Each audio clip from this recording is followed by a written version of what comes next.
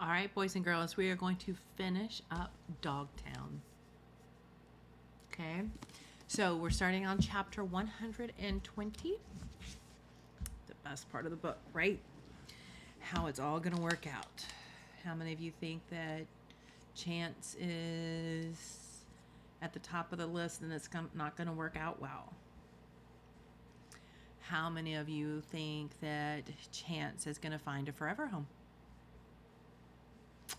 How many of you think that maybe Metalhead will come up with an idea to save him like he saved Geraldine?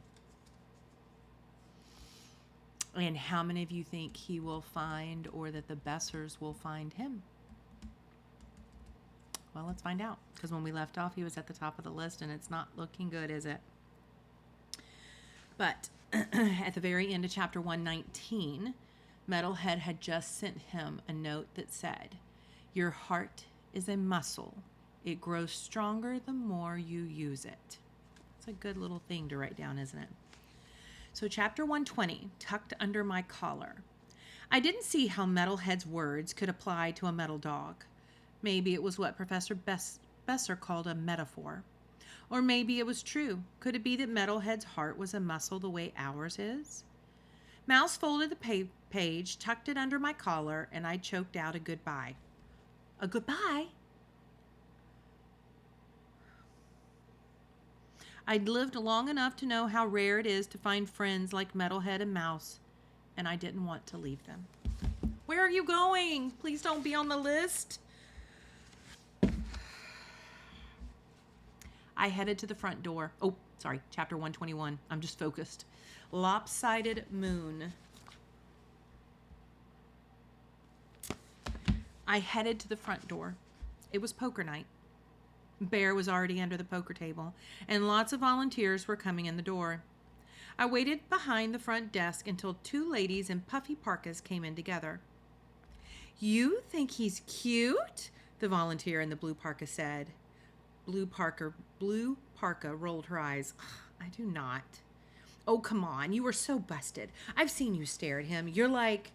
White parka stopped, cocked her head, and batted her eyelashes. They were so busy teasing each other that they didn't notice me slip out the door. Whew. So he left instead of, like, he said goodbye because he was leaving, not because the list. Outside, there was a big, yellow, lopsided moon, an owl hooting in the trees, and icy snowdrifts by the side of the road. This time I knew where I was going. After all the walks I'd taken with Jessie and Professor Besser, I knew the south side of town very well. Chapter 122, A Foolish Idea. Just because the dictionary said a sabbatical was 6 months didn't mean every sabbatical was 6 months, did it? I hated that I was full of hope. Once hope gets inside you, you want your wishes to come true so badly you just can't imagine that they won't. Even knowing this, I could not convince myself that this was a foolish idea. Metalhead had said I had to hope more, not less. That I had to find out what happened. That my heart would grow stronger because I tried, not from the results of what I did. It was my effort that made it stronger.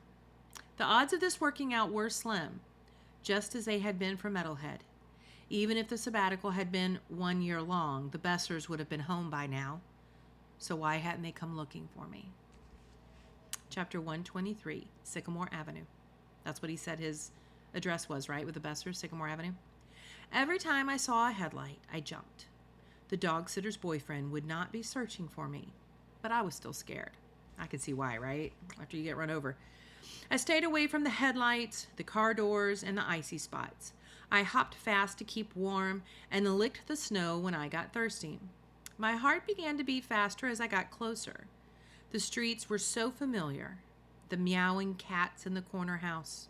The rich cinnamon and nutmeg smells of the turban lady's house. The bada bada bing shing of the girl practicing the drums. It felt so good to be back on Sycamore Avenue. It was almost like I had 4 legs again. When I got to number 17, the light was on. I scanned the driveway for the dog sitter's small white car and the dog sitter's boyfriend's big blue truck, and they weren't there. But neither was the professor's station wagon. I hopped up the path to the porch. Oh, chapter 124, home. I hopped up the path to the porch. The wicker chairs had not been covered. The flyers on the doorknob had not been collected. The snow on the path had not been shoveled. No one was home. Chapter 125, The Great Dog Park in the Sky. I don't like that title. I ran around the yard, peeing on every bush. Then I curled up in my favorite spot under the porch swing and fell asleep into a deep sleep. Can you imagine finally being home, even if he's not inside, right? Probably felt so good. The next morning when I woke up, the driveway was still empty. The house was still deserted, the porch covered with ice. I wonder where they could be. Think they're on like a trip? You think they haven't come back yet? You think they've moved? I was stiff with cold, my mouth dry, my bones achy. I melted snow on my tongue and kept waiting. I didn't know what else to do. By mid-morning, it was warmer, and comforting smells filled the air. The wood-burning stove next door, the cornbread baking across the street, the sun-baked bicycle grease smell of the porch. This was home. If I was going to the great dog park in the sky, I wanted to leave from here. So he's just going to stay there, even if they're not there, so he can at least feel like he's at home, right? Chapter 126, A Left Ear Scratch. I heard a delivery truck pull into the driveway. A man with dreads and purple glasses jumped out. He wore a brown uniform and smelled like double mint gum. Dikembe! I loved Dikembe, the UPS driver who left packages for the professor. I wagged my tail. Chance! Where you been, girl? Dikembe reached in his coat pocket for a biscuit. I swallowed it whole as Dikembe carried a large suitcase up the stairs and rolled it to the door. He reached in his pocket for another biscuit. Cold out here for you, Dikembe said, scratching behind my left ear. I like a left ear scratch better than a right ear scratch, and Dikembe remembered that. You okay here? He asked, but I wasn't paying attention to him right then because I had sniffed something. I stared at the suitcase. Even with all the new smells, airplane exhaust, garlic, bread, double mint gum, I caught the aroma of toasted almonds and manila folders. Professor J. Besser, the tag said. I crawled onto the suitcase and curled up, happier than I had been for a very long time. It was only after Dikembe left that I began thinking about what management had said about me. Nobody wants a dog with 3 legs. Yikes, they don't know, do they?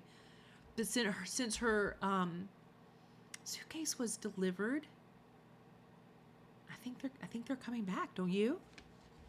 I mean, why else would her suitcase be delivered, right? Chapter 127, Blueberry Pancakes.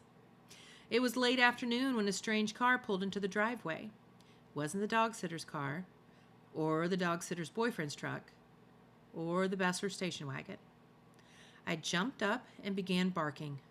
The car door opened, and I heard a shout. Chance! Jessie cried, a blue knit cap pulled down low. Mom, it's Chance!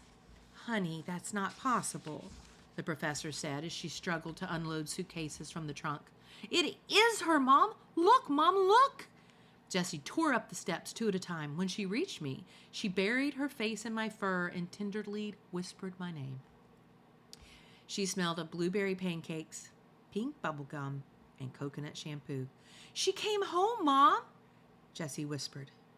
The professor let the suitcase fall to the ground as the man in the car waved and drove away. Oh, for goodness sakes, the professor murmured. Then we were all hugging, and I inhaled the sweet scents of the humans I loved. Toasted almonds, manila folders, and blueberry pancakes all together. I told you that picture of the dog in the furniture store, the one on next door, I told you it was her, Jessie said. I don't see how that's possible. Professor Besser scratched behind my left ear. The dog sitter emailed me she'd run away in January. That was almost a year ago. Maybe she lived in the furniture store. Or maybe she was waiting here for us that whole time. Jessie kissed the top of my head. The dog sitter was here until a few days ago. She would have told us if Chance had come back. She's cold, Mom. Look, she's shivering. Jessie pulled me closer. Let's get her inside, the professor said. But I didn't want to go inside. If I moved from the suitcase, they'd see I only had 3 legs. Chapter 128, 3 legs. Time to go in, sweet dog, Professor Besser said. I stalled, waiting for them to turn around. There was no way to jump off the suitcase without them seeing me. Jessie got her purple plastic wheeler bag and bumped it up the stairs to the porch. The professor half carried, half dragged her last suitcase in the door. Then they waited for me. Chance, you're home, Jessie said. There's nothing I could do. I took a deep breath, then leapt off the suitcase and dashed by them, hopping as fast as I could. The professor gasped. Jessie! She said, Chance is missing a leg. Jessie came closer, inspecting my stump. Chance, what happened to you? If Mouse were here, maybe he could perform the story for them. But I didn't have hands the way he did. All I could think to do was my act. The tripod juggle, the hug and snuggle, a dog plays dead, a ball on my head, and a one-pod spin. Chapter 129, New Tricks. She's learned new tricks, Jessie said, but why is she doing them now? She's singing for her supper. Professor Besser sat down on the floor and ran her hand over my head. Good job, Chance, but you don't need to perform for us, she whispered. We have to take her to the vet, Jessie said. We'll get her checked out, but it looks like she's doing just fine with 3 legs. Jessie stroked my neck. Hey, there's something under her collar, she said, pulling out Metalhead's note. Your heart is a muscle, Jessie read aloud. It grows stronger the more you use it. I wonder who wrote that. One of Chance's friends, Jessie said. Professor Besser laughed. I don't think the dogs can write, right? Jessie's hands flew to her hips. She could have friends. You don't know. You're right about that, Jessie Besser. I do not know, Professor Besser said. And then I lost control of my licking. I licked the both of them from head to foot, and when I was done, I licked them all over again. Chapter 30, The Smell of Ink. We missed you so much, Chance. I lost count of how many times Jessie said those words that day, but I never tired of hearing them. At Dogtown, I'd seen plenty of humans give up their dogs. I knew the posture, the cold, hard stares, the clipped voices, the fast walk away without looking back. The Bessers were not acting like they were going to give me up. They were behaving like the happy families who leave Dogtown with a new puppy. That evening, I lay on Jessie's bed.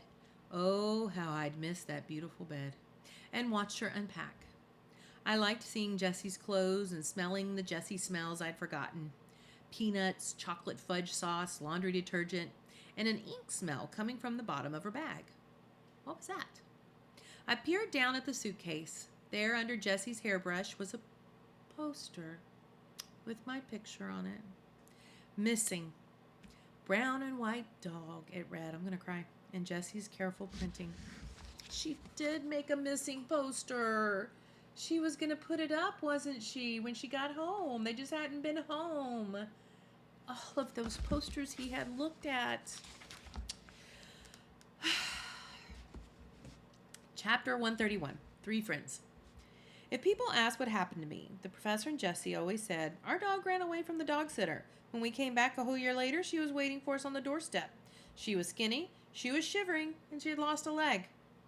The Bessers never tire of telling that story, and most humans who hear it walk away searching their pockets for a tissue. It is pretty sweet, isn't it? But then the dog park humans are like that, big mush balls and spandex. Even so, the tale is true, their short version and my long one. But what's it all mean? I think it's about how hard it is to operate that thumping thing in your chest. A manual is not such a bad idea, you know?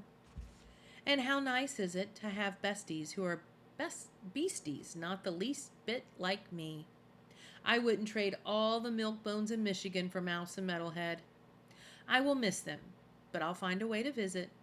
The border collar in me is resourceful. The Aussie is persistent. Luck helps a lot, too. Didn't I tell you 3 legs were lucky? 3 friends? That's lucky, too. That's it, boys and girls. The end. So it's a happily ever after, right? So I just want to tell you, first of all, this is a great book, wasn't it? I'm so glad that Metalhead convinced Chance to go try, right? He was loved.